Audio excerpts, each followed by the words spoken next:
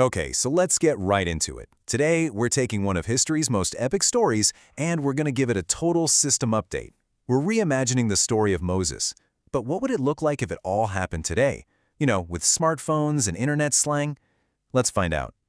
And boom, right away we meet our main guy, Moses. And he's not carving on a tablet, he's basically dropping the status update of a lifetime. Forget ancient scrolls, right? This is how it all kicks off in our version. It immediately sets the tone. It's an epic tale, but with that kind of casual, slightly freaked out energy of a post that's about to go viral.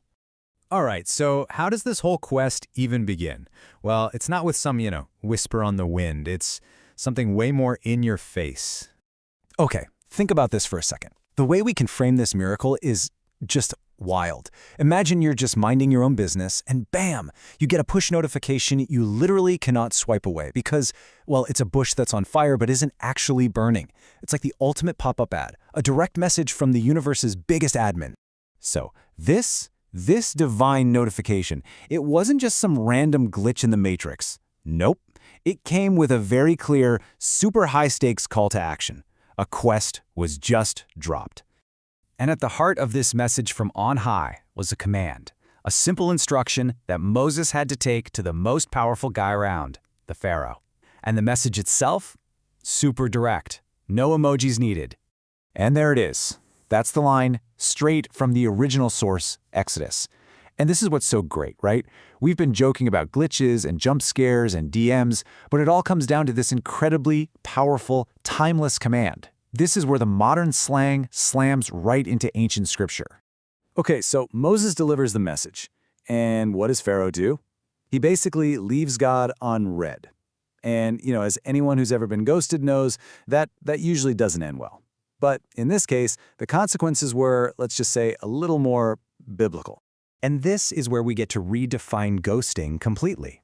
I mean, for us, ghosting is just ignoring someone's texts, right? The biblical remix version, though, yeah, it takes it up a few thousand notches. It's not about being silent, it's about making your point with frogs and locusts and a whole lot of divine drama. And this is basically how the divine social media campaign to get Pharaoh's attention rolls out. Step 1, you send a warning shot. Turn all the water to blood. Okay, that didn't work, so Step 2, spam his mentions with an absolute tidal wave of frogs. Still nothing? All right, Step 3. Fill his entire feed with pests. We're talking lice, flies, until he can't see anything else. And for the grand finale, when all else fails, you literally go dark. The whole country's power grid just out. So after that just relentless campaign, Pharaoh finally cracks. He says, fine, go. The Israelites are free, but they immediately hit a massive roadblock. The Red Sea is right in front of them, and Pharaoh's army is hot on their heels. They needed a fix, and they needed it fast. In this slide, this just perfectly captures the whole point of what we're talking about today. On one side, you've got this beautiful poetic language from the scripture.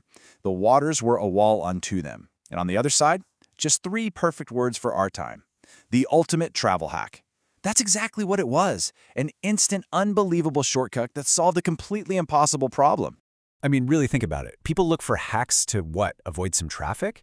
Moses found a hack through the middle of a sea. It's a move that just completely redefines what going off-road could possibly mean. It is the kind of life hack that gets passed down for, thousands of years. And that really brings us to the big takeaway here. When we reframe these epic, ancient stories with modern language, it doesn't make them smaller. If anything, it connects us to them in a totally new way. It makes you ask, right? How would we talk about these huge world-changing events if they happened right now? And what does that tell us about our own language? And what does it reveal about the raw power of these stories, that they still resonate no matter how we tell them? Definitely something to think about.